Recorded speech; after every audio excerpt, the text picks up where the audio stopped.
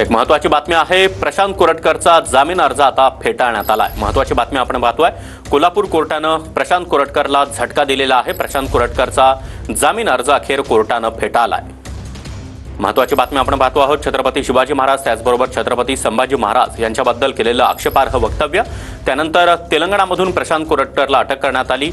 त्याला काही दिवसांची पोलीस कोठडी नंतर न्यायालयीन कोठडी सुनावण्यात आली। मात्र आता प्रशांत कोरटकरनं जामिनासाठी अर्ज केलेला होता, मात्र हा अर्ज कोल्हापूर कोर्टानं फेटाळत त्याला जोरदार झटका दिलाय। प्रशांत कोरटकरचा जामीन अर्ज कोर्टानं फेटाळलेला आहे, त्यामुळे कोरटकरसाठी हा मोठा झटका म्हणावा लागेल। या संदर्भात अधिक माहिती देण्यासाठी आमचे प्रतिनिधी प्रदीप कापसे आपल्यासोबत आहेत। प्रदीप, प्रशांत कोरटकरला पुन्हा एकदा जोरदार झटका दिलाय। बरोबर आहे, तर प्रशांत कोरटकरचा जामीन अर्ज जो आहे तो कोल्हापूर सत्र न्यायालयानं फेटाळलेला आहे। आज सरकारी वकिलांनी युक्तिवाद करताना या सगळ्या प्रकरणाचा तपास जो आहे तो करायचा आहे अशा पद्धतीचा युक्तिवाद जो आहे तो केलेला होता। मात्र आरोपीचे वकील सौरभ घाग यांनी युक्तिवाद करताना म्हटलेलं होतं की आणखी जे आहे ते खरं तर कोठडीची गरज जी आहे ती प्रशांत कोरटकरला नाही। मात्र आपण पाहतो की सत्र न्यायालयानं प्रशांत कोरटकरला झटका दिलेला आहे।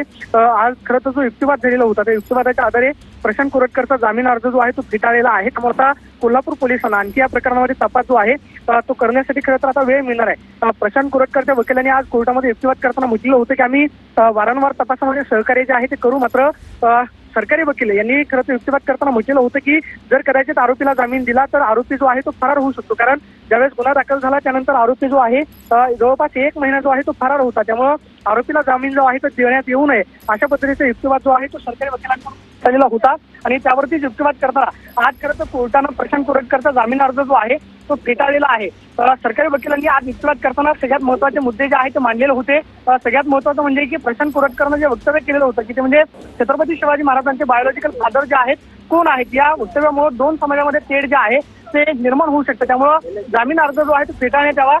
जर कदाचित जामीन जर त्याला आज मंजूर झाला तर एक वेगळा मेसेज जो आहे तो महाराष्ट्रामध्ये जाऊ शकतो। त्यामुळं आज खरं तर कोर्टानं प्रशांत महाराष्ट्रामध्ये जाऊ शकतो। त्यामुळं आज खरं तर कोर्टानं प्रशांत कोरटकरला दणका दिला असं म्हणावं लागेल। प्रशांत कोरटकरच्या वकिलांकडून जोरदार युक्तिवाद करण्यात आलेला होता की जामीन जो आहे तो मंजूर करण्यात यावा। मात्र इंद्रजीत सावंतांचे वकील असीम सरोदे आणि सरकारी वकील सूर्यकांत पवार यांनी आज जो युक्तिवाद केला त्या युक्तिवादाच्या आधारे प्रशांत कोरटकरला एक मोठा झटका मिळाला असं म्हणावं लागेल, कारण जो जामिनासाठी अर्ज केलेला होता ज्याच्यावरती युक्तिवाद झाला तो प्रशांत कोरटकरचा जामीन अर्ज जो आहे तो कोल्हापूर सत्र न्यायालयाने फेटाळून लावला। नक्कीच प्रदीप, धन्यवाद या सविस्तर माहितीसाठी।